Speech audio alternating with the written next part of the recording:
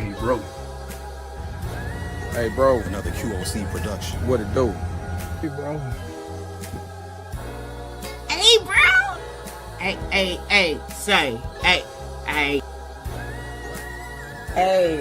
bro. Moving forward from there, so that's what brought this whole partnership. Say, Okay, let me holler at you. Okay. Hey, It's funny because he felt. say, let me holler at you. Hey, bro. Say, let me holler at you. Hey, let's have a conversation. Bro. Say, let me holler at you. Talk to me like a man, we talking like men. Show you that I'm your brother, we ride to the end. Back to a position where we live. What's going on with you, everybody? I hope everybody's doing well on this night. And now that we are in the building, we are here for a short time and not a long time. You figured it, feel me? It's your boy Conrad, host of the DaRealReel Podcast, and I hope everybody is doing well. And we got Chris, he's lounging out, taking care of some business as our brother should and is. So we definitely gonna hold it down for him tonight, Thursday night, November 20th. We are in the building. And we are going to do, we're going to set this up. We're going to lobby it up because on the panel show that's going to come towards the end of the month, we want to make sure that we set it up right and we get everything set up accordingly and making sure that, you know what I mean, we're having some fun, but at the same time, we're able to capture the essence of what we want to talk about. So we're going to go through some things tonight. Make sure that you all are tapping in the building. Tomorrow we got the tomorrow I believe it's tomorrow. We definitely got as we got in the building. Yeah, I'm sorry, I'm getting messages right now and it's kind of confusing me. I wish. Man, don't worry about that. Anyways, glad to have y'all in the building. Hope everybody's doing well.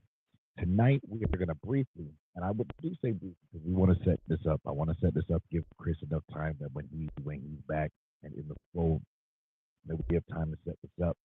And we have time to really dissect this as we go forth into some of these subheadings tonight. We're dealing with, first of all, if you haven't already, make sure you like, subscribe, and share to the QOC Network.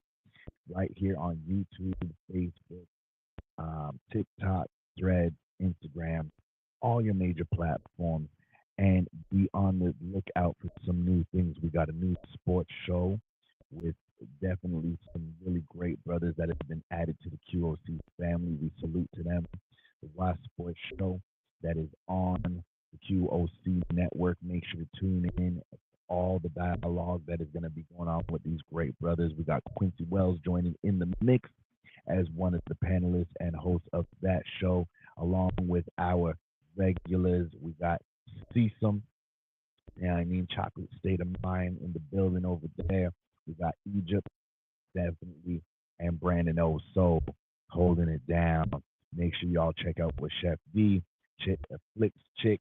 You know, she got that horror movie thing going on, and we love it because she be taking us back. She be taking us back, especially when she did that expose. I don't know if anybody caught it, and let this be a shout out right now that we got to get that poster back with Candyman, the original Candyman from the 90s. Yeah, you heard.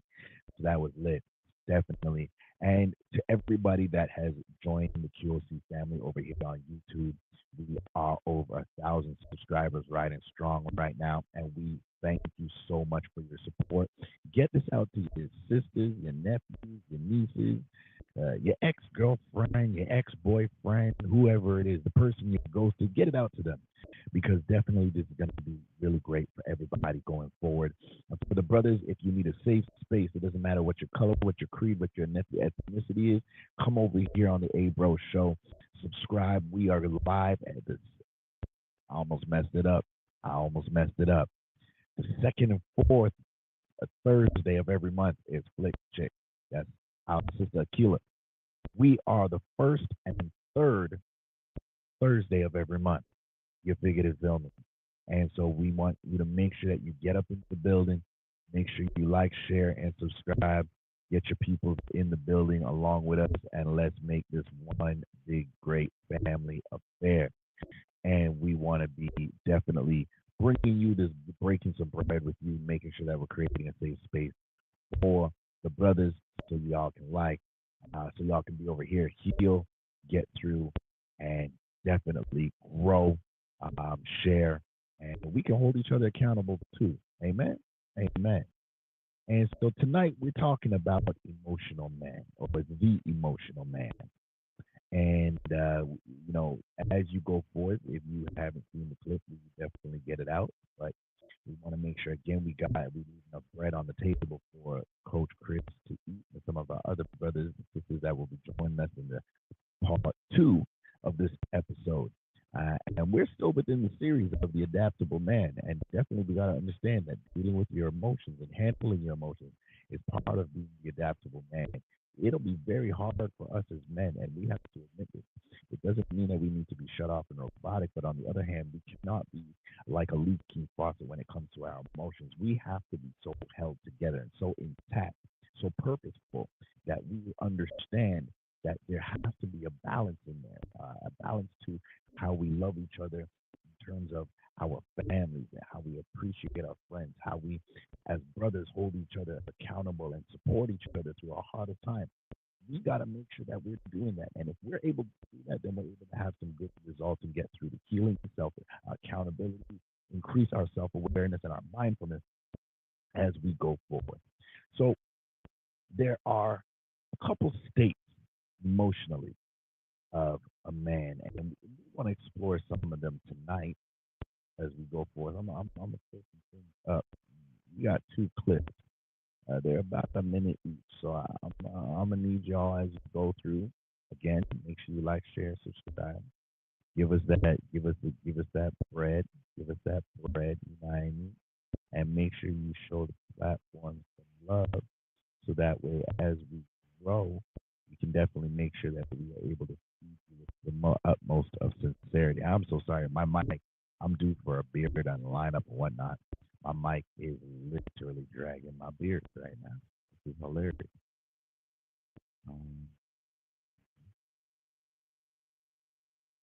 Y'all, I'm trying to look for something, and believe me when I say I can't find it. I can't find it. Ooh, okay, no, I found it. We good. So let's get rid of the ticket for a little bit. Get rid of that. Let's have this. Well, I guess in this moment right now, we're gonna have and explore some things.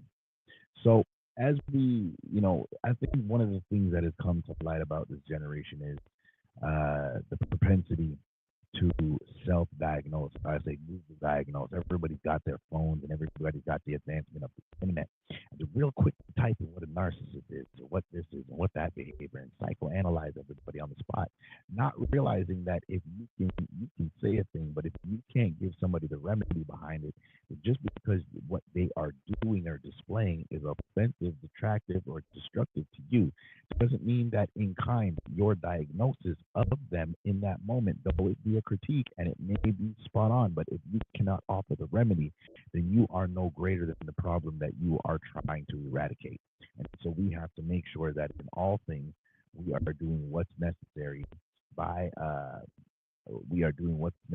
to uphold each other, love each other, and speak life into each other. So, brothers, the first thing in the first place we want to start is with the there's give or take there's about 5 things mainly that we want to point out tonight as we get into dealing with the emotional man. And specifically, we want to start on the things that are not good, the states of a man emotionally that are not good. And ladies, I believe this will help you out. And if you have your boyfriend or ex-boyfriend, or maybe your father or your brother, he might be falling into one of these categories, and you want to be able to understand him so you can help him. And it's not so much all the time about what is being done to you, or what is being said to you, or what is being withdrawn from you. Some of us guys, if we're going to be honest, we don't have the awareness or the understanding of our systems. And I heard it on a clip earlier tonight where the speaker was saying that it's about understanding the system. And I think actually we got that clip, but we're going to play it in a little bit. But we want to start here. We want to start with this: unresolved anger. Unresolved anger, that's a bad state to be in. Bottled up anger doesn't disappear. It just waits for the wrong moment to explode. So in unresolved anger, it's bottled up anger that doesn't disappear. Okay, it just waits for the wrong moment to explode. Now, for me, ladies and gentlemen, I can tell you the truth. I've been through that. When you go through life cycles and situations, and it might not be everything, but there are a few things, and I think this is one thing that we don't talk about, that with young boys, they go through things socially, and before they even reach home sometimes, because they know the environment of their home, especially if the environment of home is focused on home first, get the chores done, get your brothers and your sisters taken care of. And this is where it all starts, okay? It all starts here, where you have the young man who's going through some turmoil socially as an adolescent, and then he's got to come home. He doesn't have anybody to talk to. He doesn't have anybody to say, hey, you know what?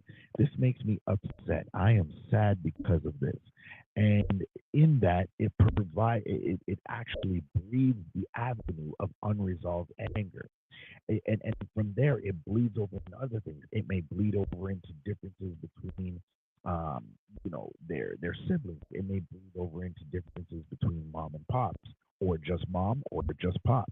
Or if there's an adopted family, there's many nuances to what that family structure could look like. But these are nuances and things that can happen that will definitely impact a child and their adolescent young boys, where they grow up already having a ball of anger. Because, ladies, let's be honest. If we're being honest, ladies, it's not that he went through something in his adulthood that he's keeping bottled up. Sometimes it's layers upon layers upon layers. And no offense to y'all, ladies, but you guys got to acknowledge when a fight is not your fight. It doesn't mean that you're not intellectually sound. It doesn't mean that you're not strong enough emotionally. But we're going to tell you this right here. Not every layer of a man's anger is your responsibility to peel back. You better be careful. It could come back on you in the worst way. And it doesn't mean that it's viciousness directly towards you. But he doesn't know any different, because he's been putting everything in so many different layers.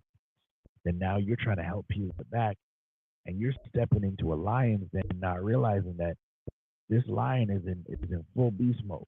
There's no taming this lion. Yeah, he's your king. Yeah, he's your protector. He's your provider. But here's the fact of the matter, and it comes down to this: you got to be careful when you're peeling back a man's layers, and he hasn't had the chance to go sift through them himself and actually take that onion apart. Because if the man is not able to do that, it's not that he's not willing to do that. He's not able to do that. Men need space, time, and freedom of thought to be able to expose these layers and bring about and absolve themselves from the muck and the mire of deep-seated anger, unresolved issues, unresolved matters of home. And I know it's real cool in this generation to have people sit there and come up and say, oh, well, if you got this issue and you got that issue, that's a you thing. That ain't got nothing to do with me. Stop it. Get some help. Yeah, stop it. Get some help. I don't know who told you that you were able to psychoanalyze people. Like, oh, you're an unhealed man. Yeah, he might be, and he needs some help. If you can't be that help, then leave him alone. And brothers, I'll even put, let's be honest, we got to be accountable for ourselves. Relationships don't heal you. Let me rephrase that. Not all relationships heal you. Not all good people are helpful to the healing process. And we got to be careful and know that it's not because they don't have good intentions or they're not really helpful. It's because they just might not have the tools. You can have a really great person that's really apt to do a lot of things, or not even apt, but they're just really enthused to do a lot of things. But if they don't have the knowledge set and they don't have the tools, they will do as much damage as the person who has the unresolved anger. So please hear me, ladies. You got to let things. You got to take your hands off the steering wheel every once in a while, because there's a lot of things that go on within a man, and it's not even that. It's not your job to fix it. You may not be the right person for the job. You definitely might have to get around some brothers. He definitely might have to go to therapy. He definitely might have to steal away into a room in the house and meditate and pray and really get that out and get that deep-seated issue, bring it to the surface and actually face it. That's a hard thing to do. A lot of times you spend years trying to face one thing that is actually the root cause of all the other attached, unresolved anger issues. So definitely, we don't want to be brothers. You don't want to be in a state where you have unresolved anger, where it's lingering and festering for X amount of years or time, and then you're in a position where you're exploding on people. Because oftentimes, between work, whether it's if you know part of a religious organization or a local church, family, friends, it's going to cause you to react in a way where by the time you're done reacting, you didn't even know that wasn't you. Okay, so let's be careful on that. Let us be careful on that. I think one thing that we don't talk about is hidden shame. Hidden shame. That feeling of I'm not enough. I'm not good enough. I haven't accomplished enough. I haven't done enough. These are situations. These are things that even it doesn't say hidden shame, but the deeper feeling of regret. I regret that I did that. I can't believe that I did that. So that hidden shame, that it has that remorse and that regret angle to it as well, because there's nothing worse than tormented by your own shame of your past, the shame of decisions that you know you wouldn't make now as a man, but you look back on it and it's haunting, because we all know this, and I think this happens more for men than women. I don't want to say it verbatim that does. I think on the next show when we have the sisters in, they'll be able to kind of speak to that side. So we don't really want to speak to that for them.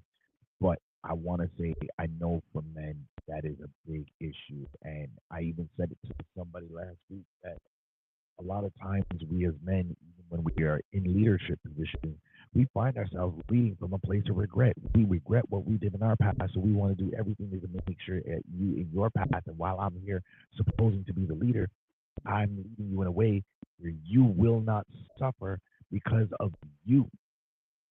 And so we lead from a place of regret, and that can push us to bring out the best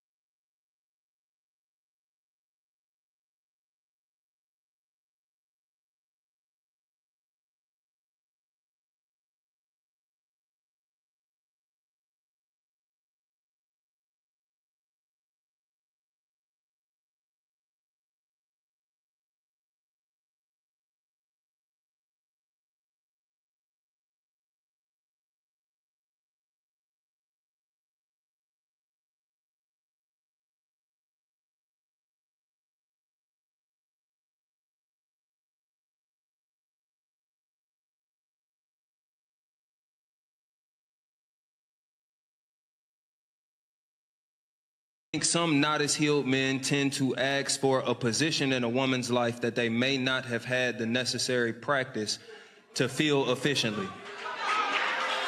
And so this is not to on those men, because I hate when we turn this into a man bashing thing, bro. Like, this is not to bash guys. I think that a lot of unhealed men are striving for this thing that we're taught to be, and they demand it before they actually reach it, because it's the only way they know how to validate themselves. I think a lot of men only know how to feel like a man when they're leading somebody. I think some men only know how to feel like a man when somebody actually is under their tutelage, under their guidance, under their protection, you feel me? A lot of men don't actually know themselves alone. Like, know themselves outside of their circumstance, know themselves outside of who they helping, know themselves outside of who they show up for, you feel me? So I think a lot of men just show up thinking, I'm supposed to be a leader, I'm supposed to protect, I'm supposed to provide, so I'm gonna demand these things even if I haven't necessarily had the space and opportunities in my life to actually become a great leader.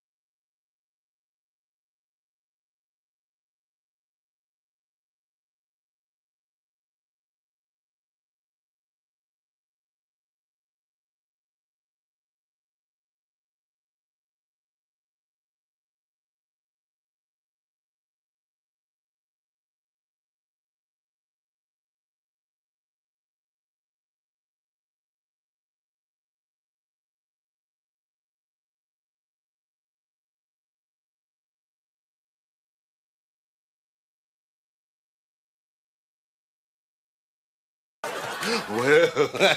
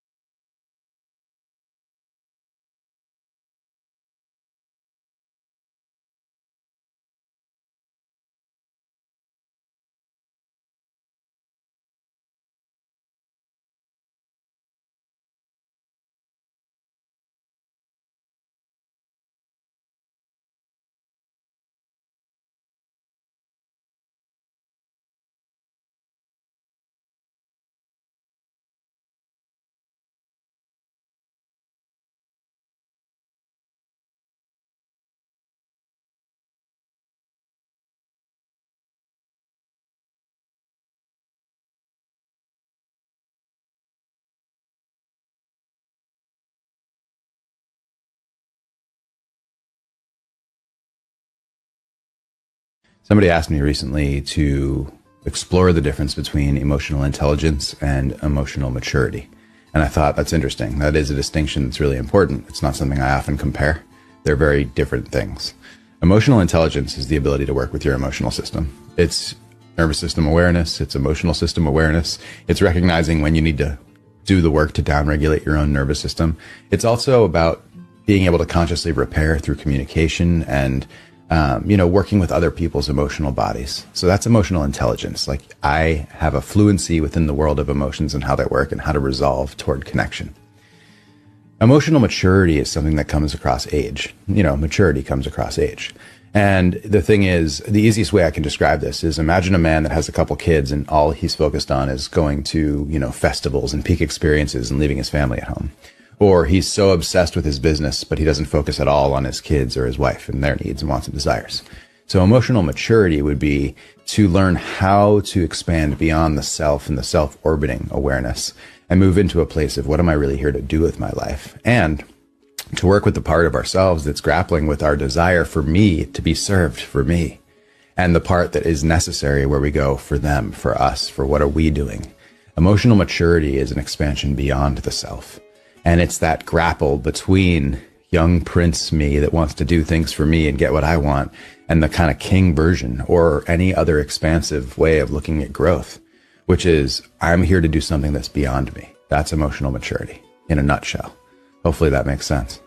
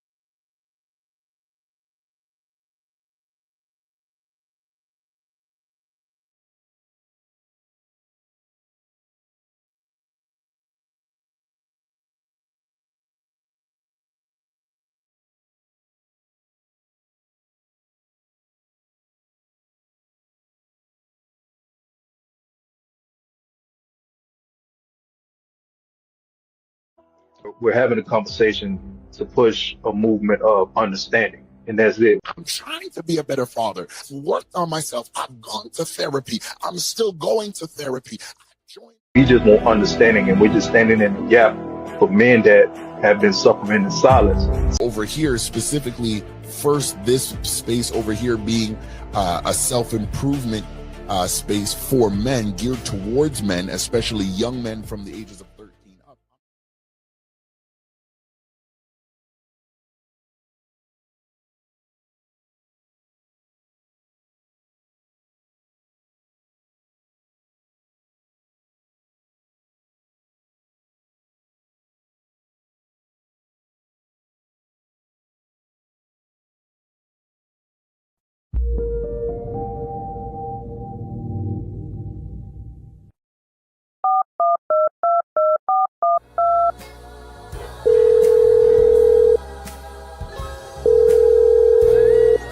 Another QOC production.